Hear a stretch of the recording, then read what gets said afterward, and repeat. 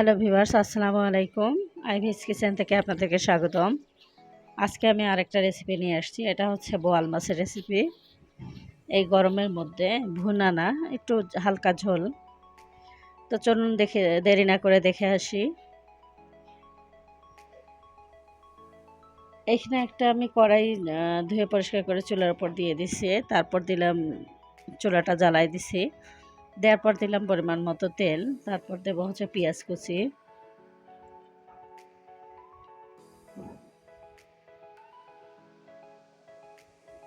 তো পেঁয়াজটা দেওয়ার পর একটু হালকা বাদামি হওয়া পর্যন্ত অপেক্ষা করব।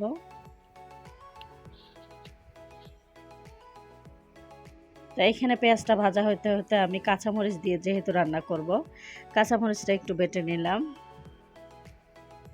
গরমের মধ্যে হচ্ছে শুকনো মরিচের তরকারিটা একটু কম খাওয়াই ভালো, যে গ্যাস গ্যাস হয় পেটে। এই জন্য আমি কাঁচামরিচ দিয়ে রান্না করছিলাম। তাই তো আমার কাঁচামরিচ বাটা প্রায় শেষ।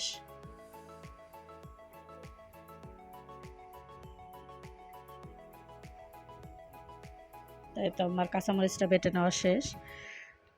তো ওই দিক দিয়ে হচ্ছে আমার পেঁয়াজটা একটু ভাজা ভাজা হয়ে আসতেছিল।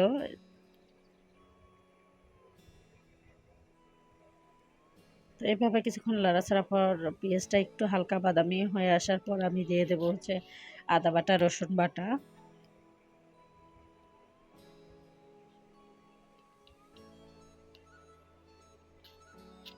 এই তো হয়ে গেছে। তো এখন দেবো হচ্ছে সব কিছু। আদা বাটা অল্প করে, অল্প একটু, মানে হাফ চামচেরও কম।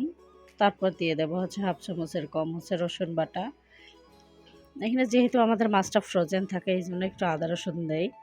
তাছাড়া তাজা মাছ হলে, পুকুরের মাছ হলে তো কথাই ছিল না। তারপর দিয়ে দিলাম হচ্ছে মরিচ বাটা, দিয়ে আবারও একটু নাড়াচাড়া করে নিয়ে তারপর আমি বাকি উপকরণগুলো দিয়ে দেব।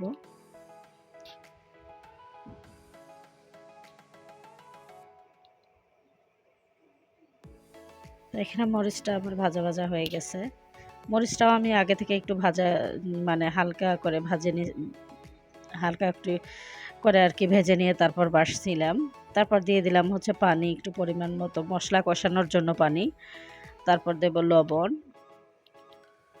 জিরা গুঁড়ি 1 চামচ, হলুদের গুঁড়ি দেব হচ্ছে 1 চামচ। তারপর হালকা একটু সামান্য করে হচ্ছে শুকনা মরিচের গুঁড়ি দেবো, কোনো রকম একটু, মানে একটু কালার হওয়ার জন্য হালকা। তো এইভাবে মশলাটা কষায় নিয়ে তারপরে আমি দিয়ে দেবো হচ্ছে মাছ। মশলাটা যখন আমার তেলের উপর চলে আসবে তারপর আমি মাছটা দিয়ে দেবো। তো এখানে আমার মশলাটা তেলের উপর চলে আসছে। তারপরে দিয়ে দিলাম হচ্ছে ধুয়ে রাখা মাছগুলি, দিয়ে একটু নাড়াচাড়া করে নেব মশলার উপর আর কি। দিয়ে প্রথমে আমি অল্প পরিমাণে পানি দিয়ে মশলা যেভাবে কষাই ওইভাবে মাছটা একটু কষায় নেব।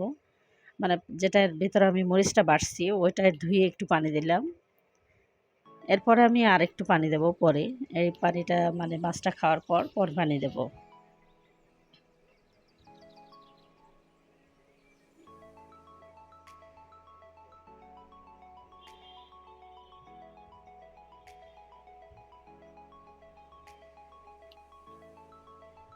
তো এই তো আমার মাছটা কষানো প্রায় হয়ে আসছে। মাছটা তেলের উপর চলে আসছে, মানে মশলার উপর চলে আসছে।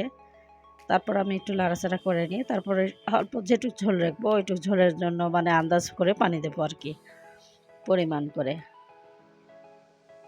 তো এটা হচ্ছে মাছটা কষায় নিলাম। অনেকে একবারেই পানি দেয়, আমার মনে হয় একবারে পানি না দিয়ে এভাবে মাছটা কষায় নিয়ে তারপরে একটু ঝোলের জন্য যত পানি দিলেই হয়ে যায়, মাছটা মানে মজা হয়। তো এই তো আমার রান্না প্রায় কমপ্লিট।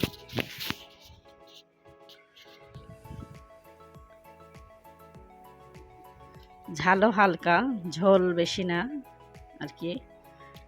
ঝোল বেশি অতিরিক্ত রাখবো না এবং ভুনাও করব না, কারণ প্রচণ্ড গরম তো। তারপর দিয়ে দিলাম হচ্ছে, আমি একটু ফ্রিজে ছিল ধনেপাতা, আর একটু দিলাম হচ্ছে জিরা গুঁড়ি।